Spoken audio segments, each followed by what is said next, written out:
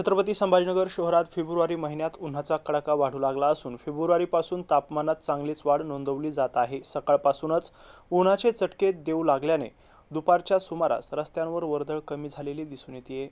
हवामान खात्याच्या अंदाजानुसार पुढील काही दिवस तापमानात आणखी वाढ होण्याची शक्यता असून दुपारी 12 ते 4 या वेळेत विशेष काळजी घेण्याचे आवाहन करण्यात आले आहे।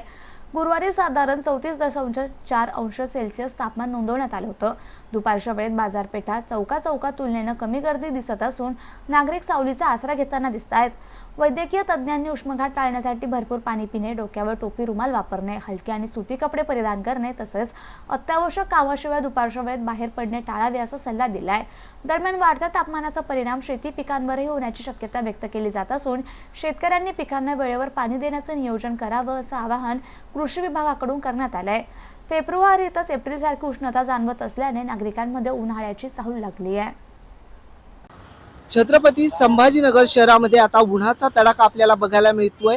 34 सेल्सिअस पर्यंत तापमानाची नोंद त्या ठिकाणी करण्यात आलेली आहे आणि आता दुपारी जे आहे दुपारी घराबाहेर पडल्यानंतर या ठिकाणी उन्हाचे चटके आपल्याला लागताना त्या ठिकाणी बघायला मिळत आहे। आपण बघितलं तर दुपारच्या सत्रामध्ये रस्त्यावरची वर्दळ देखील आपल्याला कमी प्रमाणामध्ये या ठिकाणी बघायला मिळते, कारण फेब्रुवारी महिना सुरू आहे आणि फेब्रुवारीच्या एंडला हा उन्हाचा पारा त्या ठिकाणी आता आपल्याला वाढताना बघायला मिळतोय।